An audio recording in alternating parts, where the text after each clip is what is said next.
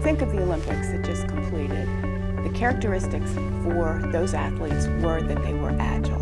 They had flexibility, they were quick, they had lots of speed, they were responsive to changes in their environment, and that's exactly what the federal government needs in terms of implementing its IT systems and its systems delivered to its customers. IT systems these days are very complex. They have networking, applications, infrastructure, maintenance, support, and the whole focus of our event coming up is to show how we can provide improvements in delivering time to value to the customers and the citizens and the mission. Analytics, we started with Watson. If you're familiar with the Jeopardy show where Watson beat two wonderful guys, and have gone on from there to diagnostics and healthcare, to other key areas of expansion. And now what we see in the future is really analytics are ubiquitous.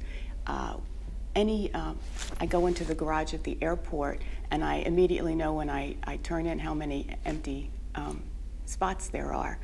There's a means for incorporating analytic techniques into every delivery system that the government has, from transportation for improving routes, to heat and energy utilization within the vast infrastructure that the government has in its repertoire, to national security, which is clear. Imagine all of the video surveillance data that is around, be it in the Department of Interior casinos, geospatial, all of that provides an opportunity for analytics, improving delivery as well as reducing risk, preventing fraud and abuse. And so that's really where I see the analytics spectrum continuing.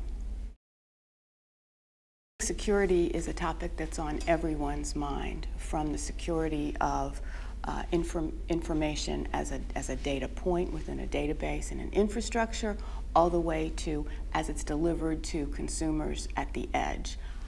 You're probably among the many, as I have been, that get a call from their bank saying, I'm sending you a new credit card because your information's been compromised.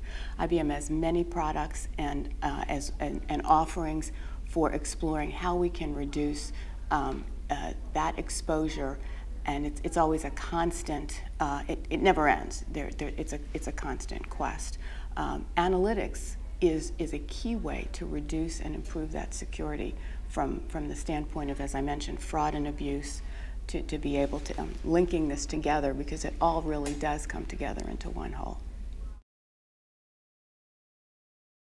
The digital strategy was announced by Steve Van Rokel in May of 2012, and it really is a very strong document with impressive potential, and it involves a customer-centric viewpoint so that access to federal information is ubiquitous for the proper end users in a secured environment like we talked about before, but it also calls for a change in the culture and the procurement protocols that are necessary in order to deliver that kind of customer-centric environment. And then finally, taking advantage of what's available within the public sector, COTS technology, and also open architectures to better deliver a stronger digital footprint for the government. There are many opportunities and many entry points in order to do that. When you consider that the IT spend within the federal government is $80 billion, we definitely have an opportunity for improvement. And you can do that in many ways, starting on a spectrum from the infrastructure, consolidation, virtualization, data compression, automated tiering. Those are various techniques that really assist in driving cost out of the infrastructure. Secondly, you've got the entire application stack, and what's really important, and that's what's delivered to the client. When you look at the application itself, so much expense is tied to maintenance versus new application delivery. And with various offerings and techniques, you'll see at our upcoming event, for actually doing a much better job in delivering and building applications, if in fact that's the agency's mission to do so, rather than buy outright.